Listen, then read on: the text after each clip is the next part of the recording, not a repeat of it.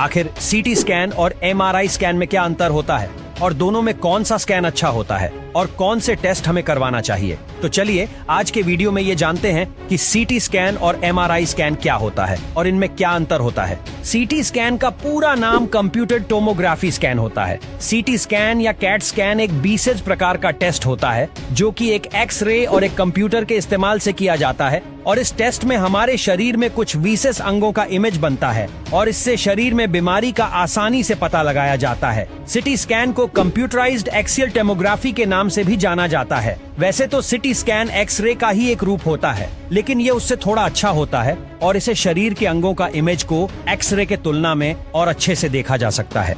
CT scan में मरीज को काफी आराम रहता है क्योंकि जो स्कैनिंग की जाती है वो काफी जल्दी होती है और इमेज का रेजोल्यूशन भी हाई होता है। सीटी स्कैन का उपयोग मुख्य रूप से छोटों और शरीर में हो रही बीमारियों का इलाज करने के लिए किया जाता है, क्योंकि इसके द्वारा निकले रिपोर्ट से ये क्लियर हो जाता है कि पेशेंट को क्या बीमारी है और शरीर का कौन सा हिस्सा किस कारण से प्रभावित है।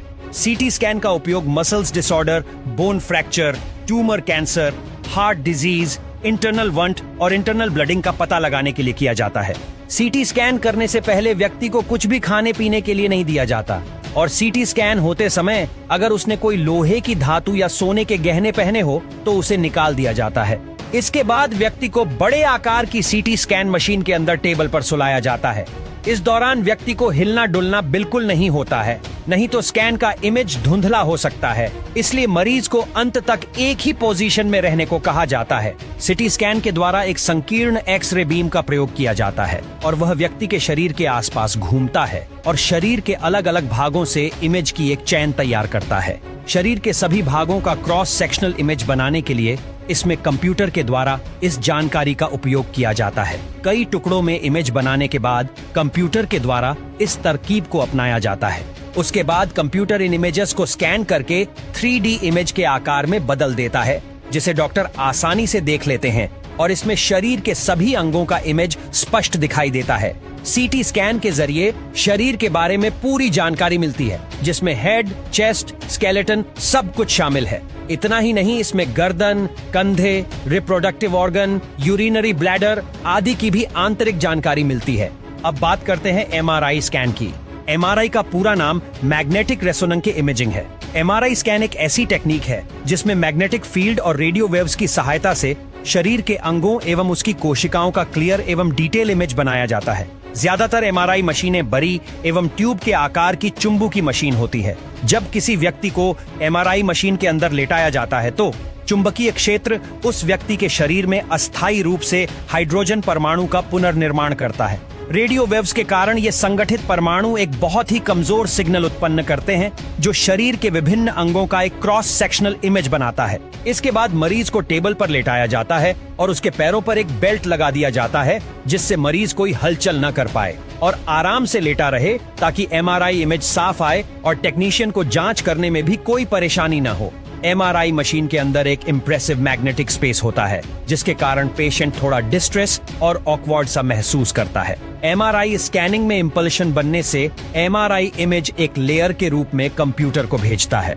एमआरआई कराते समय मरीज को मशीन के अंदर एक आवाज महसूस हो सकती है, क्योंकि एमआरआई मशीन के द्वारा लेयर रूप में एक इमेज लेने के लिए मैग्नेटिक एनर्जी तैयार होती है।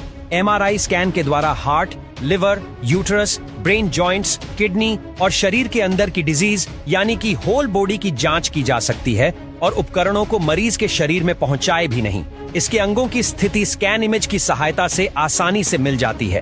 एमआरआई स्कैन एक खास और मजबूत रिजल्ट देता है, जिससे डॉक्टर्स को रोगों की पहचान करने में और उसका इलाज करने में मदद मिलती है। आइए अब ये जान लेते हैं कि सीटी स्कैन और एमआरआई स्कैन में बेसिकली क्या अंतर होता है। एमआरआई स्कैन में नॉर्मल और एबनॉर्मल टिश्यू के बीच का जो डिफरेंस है वो सीटी स्कैन से ज्यादा साफ दिखाई देती है।